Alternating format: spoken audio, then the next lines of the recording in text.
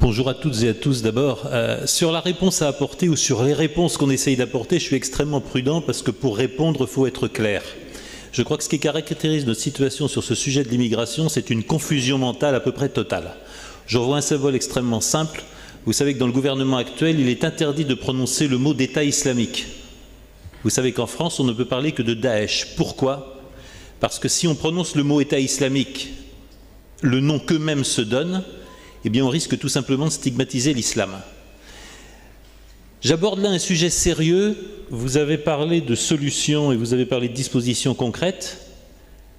Si on veut apporter des solutions, il faut savoir nommer, il faut savoir compter, et dans une démocratie, il faut savoir débattre. Or, j'observe que sur le sujet que vous abordez aujourd'hui, depuis plus de 30 ans, il est interdit de compter qui est qui vient en France, qui habite en France, qui y réside. Il est interdit d'identifier et de nommer la masse dite immigrée. Il y a qui là-dedans?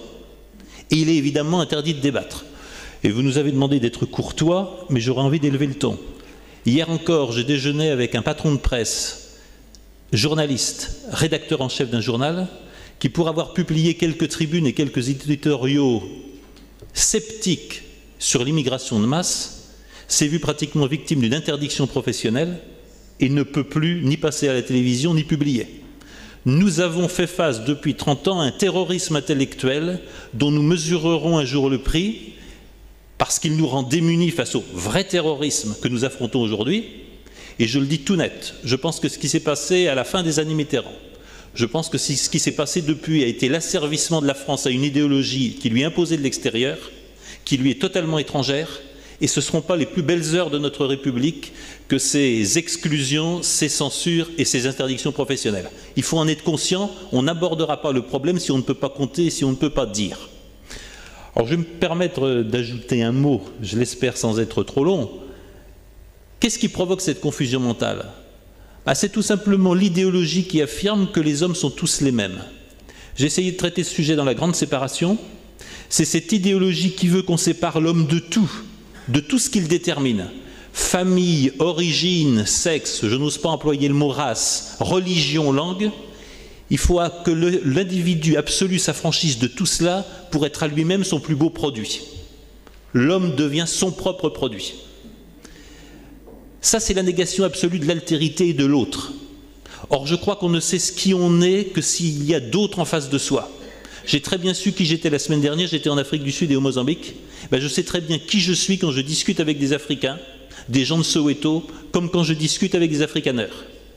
La négation de l'autre et l'idée que nous n'avons que du même devant nous est ce qui est en train de détruire nos civilisations occidentales. Et c'est l'idéologie qui a pris le pouvoir au nom du multiculturalisme, au nom de l'ouverture des frontières, au nom de l'indétermination de tous les hommes et de toutes les femmes. Eh bien, je crois tout simplement que c'est contre cela qu'il faut le battre si on veut se sortir de la confusion. Après, on parlera des solutions concrètes sur l'immigration, mais tant qu'on ne sera pas sorti de cette confusion mentale qui est au pouvoir aujourd'hui, qui envahit les tribunes, les éditoriaux, le rapport Attali, etc., sont des éléments de cette confusion mentale et de ce brouillage des pistes qui fait qu'aujourd'hui, et je regrette de le dire, aujourd'hui les solutions concrètes, à la fois à la lutte contre le terrorisme, il faut déjà savoir les nommer, ensuite au problème de l'immigration de masse et peut-être au remplacement de la population, eh bien je crois qu'on ne peut pas envisager des solutions tant qu'on ne sait pas nommer, dire et débattre.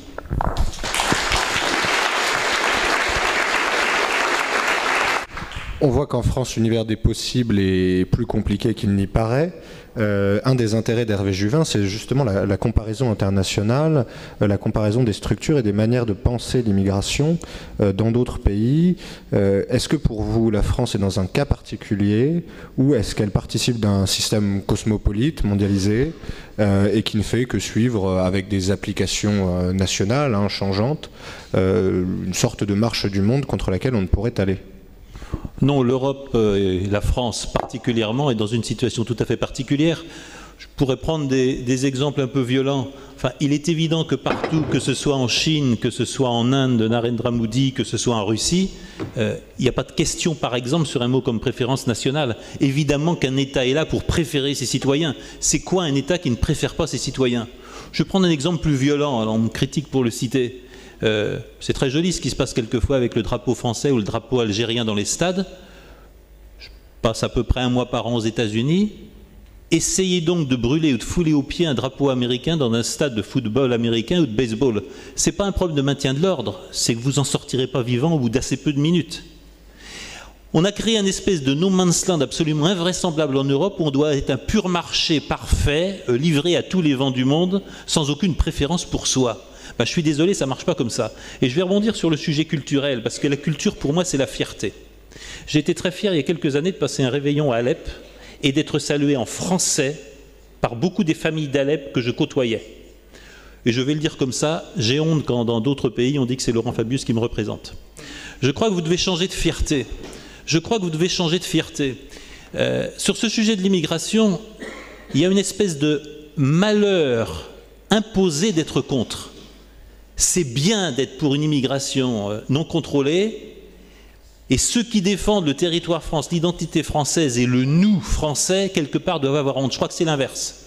Ceux qui se battent contre l'immigration de masse aujourd'hui se battent contre l'esclavage moderne. Ceux qui se battent contre l'immigration de masse aujourd'hui se battent pour qu'il y ait nous et qu'il y ait des autres. Je crois que c'est le racisme inversé des temps modernes que de croire que l'avenir de tout Malgache, de tout Malien, beaucoup d'amis Peuls, de tout Marocain, c'est de devenir un Français comme les autres. C'est une perversion de l'universalisme qui consiste à dire que tout être sur la planète n'aspire qu'à une chose, c'est à vivre comme nous, à vivre à Montreuil, à prendre le RER, le métro, etc. Eh bien, c'est pas vrai. Et ce qui est en train de nous exploser au visage, c'est qu'il y a des centaines de millions d'hommes et de femmes dans le monde qui n'ont pas envie de devenir comme nous, qui n'ont pas envie d'obéir à nos règles, qui n'ont pas envie d'avoir des familles structurées comme les nôtres, le même rapport entre les hommes et les femmes. Il faut juste accepter que coexister sur la même planète avec les autres, ça veut dire mettre des frontières. Et celles et ceux, et je vois beaucoup de jeunes dans la salle ici, vous aurez à vous battre probablement pendant 15 ou 20 ans. Mais je peux vous assurer une chose, dans 15 ou 20 ans, les Françaises et les Français qui auront mené ce combat, ce sera un combat de fierté d'avoir lutté contre l'indifférenciation humaine. Puis je voudrais terminer sur un autre point. Tout ce que vous avez dit, c'est quand même le coup d'état du droit. Il faut se rappeler de ce que disait De Gaulle dans les instructions qu'il donne à Jean Foyer, premier garde des Sceaux. D'abord la nation, la France. Ensuite l'État et après le droit. Nous avons assisté à un coup d'état invisible du droit, notamment du Conseil constitutionnel, qui en s'appropriant le préambule et les déclarations des droits de l'homme, s'est fait juge de toutes les lois qui sont votées dans ce pays. Ça veut dire qu'on en a fini avec la souveraineté du peuple et avec la démocratie. Quand des collèges d'experts, quand des collèges de professionnels, de sachants et de bien-disants, notamment au niveau européen, disent qu'ils sont capables d'invalider n'importe quelle loi votée par le peuple dans n'importe quel pays d'Europe, tout simplement parce que ce n'est pas conforme à de vagues principes généraux universels, qui d'ailleurs n'ont jamais été faits pour être transcrits en droit positif, on a un coup d'état invisible qui dépossède la démocratie de ses fondements. Et je vais le dire comme je le pense, je vais mettre les pieds dans un sujet politique alors que je ne suis pas élu. Je suis persuadé que c'est digne d'être président ou présidente de la France, c'est celui qui dira qu'il n'y a pas de prix assez élevé pour l'indépendance de la nation, pour l'intégrité de son territoire et pour la défense de son identité, même s'il s'agit de s'allier avec le diable, même s'il s'agit de faire des millions de morts.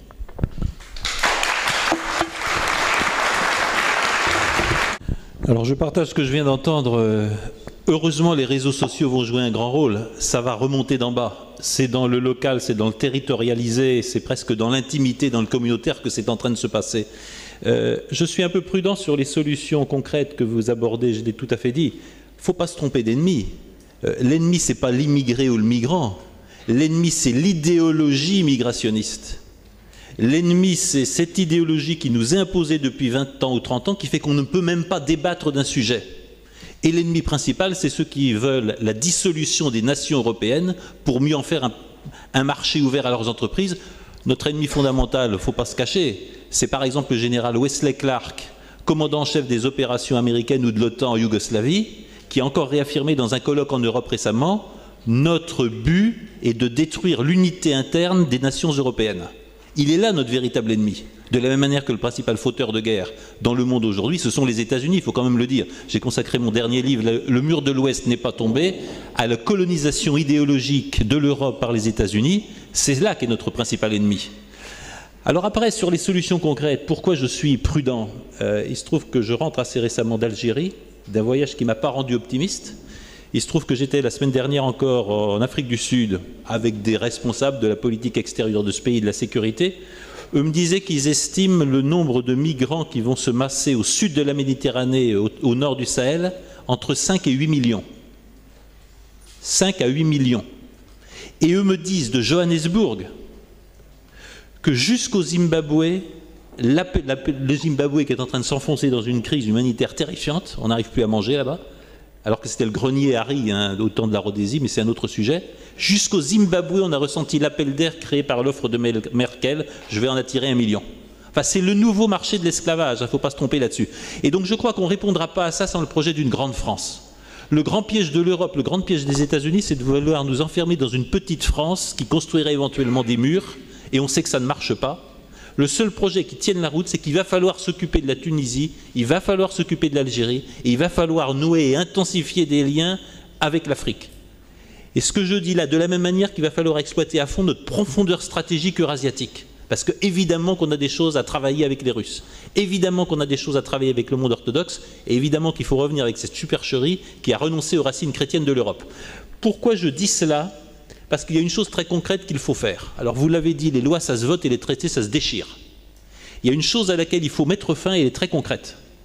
Je travaille dans d'autres pays africains pour ne pas être scandalisé par la politique européenne qui consiste à dire il faut systématiquement détruire tous les liens historiques, religieux, coloniaux des pays européens avec les pays du Sud, ce qui fait que par exemple à Madagascar où tout le monde parle français, ce sont des Allemands qui sont envoyés gérer l'aide européenne. Ce qui fait qu'au Maroc, il n'y a pas beaucoup de pays plus proches de la France dans le monde. Ce sont des Danois ou ce sont des Hollandais qui gèrent l'aide européenne. Et là, on a un véritable scandale qui consiste à casser le projet d'une plus grande France, à casser le monde de la francophonie et en quelque sorte à nous réduire à la plus petite France. Ça, c'est très concret ce que je dis. On peut le changer et il faut le dénoncer, il faut en parler, il faut agir.